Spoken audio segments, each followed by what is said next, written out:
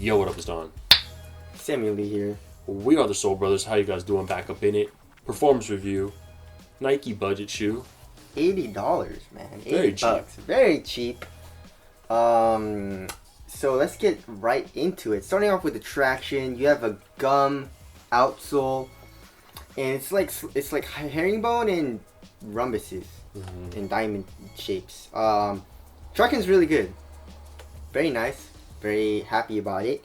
Bite is actually really good. Super squeaky. Does pick up a little bit of dust though. So but it's not too crazy. You just do a light wipe and you're good to go, and it sticks again. And then once you do a few plays, you're gonna have to wipe again. It doesn't pick it up too fast though, which is good. And outdoor use should be good also. And the rubber's pretty damn hard and thick. So overall traction is very good. I was very surprised at the traction, but yeah. So these are a go. Okay. Cushion. Air Max. Yeah. So there's a 180-degree Air Max unit in the heel, and then there's a it just says foam. It doesn't even say Phylon, so it's probably one of their like super cheap foams that they use. Not my favorite cushion setup. As you guys know, I don't really like Air Max too much. I mean, the heel, it's not bad. There's a little bit of a balance and compression, but it's still like, you know, like I say in the Vapor Maxes, It's still Air Max. It's still, yeah, it's still like stiff here. So like your foot isn't really going into like a cushion or anything. That your foot is actually still going up and down in the heel, and then in the forefoot is super duper low. I mean, like the lowest I've ever felt, or like one of the lowest shoes I've ever felt, like court feel wise, in the forefoot. It was crazy. And when I landed hard, my forefoot hurt pretty damn bad. So cushion setup, impact production is not the best. I guess in the heel it's not bad because of the Air Max.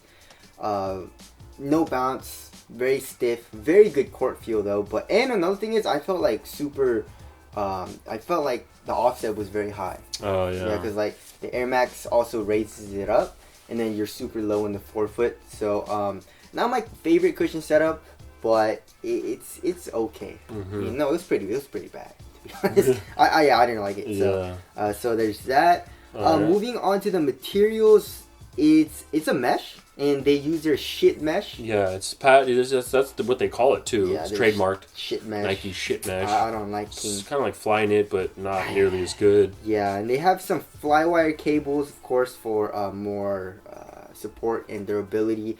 They do have an abrasion-resistant ink or whatever. It's a high abrasion ink or something like that. And it's the darker or just the black parts. So it actually adds kind of like a rubbery texture. It adds durability, and it actually makes the shit mesh feel a little bit nicer. You know what I'm saying?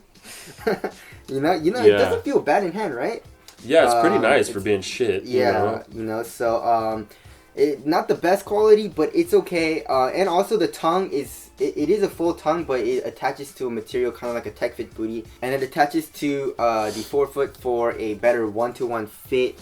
So overall, for $80 shoe, it's actually not bad. I would prefer like a flyweave, you know, cheap flyweave kind of material, like in the Mamba Rage, Mamba Instincts, Or even like an EM maybe. or maybe the fly traps. You know, Yeah. like this is the worst feeling out of all of them for me. Or the in my PG2 opinion. Or the upper is PG2. really nice. Yeah. But it gets the job done. It actually feels a little bit better because of that ink, high abrasion ink or whatever. So it's okay. All right. Moving on to fit. This runs hella freaking long, so go down half a size, but it's also very narrow. So I had a lot of toe space, but it was very narrow, and there's actually not a lot of toe space either, or dead space in the toe. So yeah, the length didn't really bother me too much. You know, if there is length in a shoe for me, I really don't like it, but it didn't bother me too much in the shoe. If you are a narrow footer, you probably should go down half a size. If you're a normal foot, a normal width, you should probably just go true to size, because the width is going to be really narrow anyway. And if you're a wide footer, you should probably stay away from this shoe. But overall fit wasn't bad. It was actually really good besides that length for me. So just keep that in mind. Moving on to support. Support was good. mesh isn't the most supportive material. There is a little bit of a give, and when I was doing like a cross and like a lateral movement, I felt my foot coming out of the footbed just a little bit. It wasn't horrible, but I feel like if you're a heavier dude, then you'll probably notice it a lot more, obviously. Yeah, there's no counter up here by the midfoot toe area, which would probably help that quite a bit. Exactly. Kind of where they did this in the midfoot, they could have done that in the more toe area. Yep. So it was okay for that. It wasn't horrible. And lockdown was good too. No heel slippage or anything. So, and it's pretty wide. I would say it's very low to the ground, and it's pretty wide. It's a little sharp outrigger. Yeah, so very cool. stable. Yeah, I'm not gonna be rolling or anything, or feeling unstable. Now moving on to the weight, 10.65 ounces. That's real light. Very light. It's one of those shoes that feels super light, but also like pretty damn cheap. Yeah. You know what I'm saying? Even though it is a cheap shoe, so it doesn't feel light. Yes, very responsive also. So if you like light, responsive shoes, then this is a go for you. Moving on to ventilation, very good. Very good. The one thing that's good about this material is that there's a lot of holes in it, which allows for better ventilation and stuff like that. So, and it's very thin too, very thin. Durability. It should be good. I don't think the materials will be too durable. I feel like it's gonna be like the Kobe 11 EM, where it'll probably rip. After like a few months of use, maybe like 6 months. Especially in the areas where it creases a lot. Exactly. Right where your pinky toe is, I feel like. But other than that, yeah, the shoe should be fine. Like the rubber outsole is good. The cushions, it's not like Zoom or anything, so it should be good. Aesthetics. I like these, dude. I think they're pretty dope. They look pretty sick. I don't know if it's just the colorway fooling me, but they look dope. Yeah, I kind of like them. Yeah. So, I guess let's wrap it up. Yep. $80. That's very cheap. Are these just a cheap. go on the cheap basis? Yeah, definitely. Alright.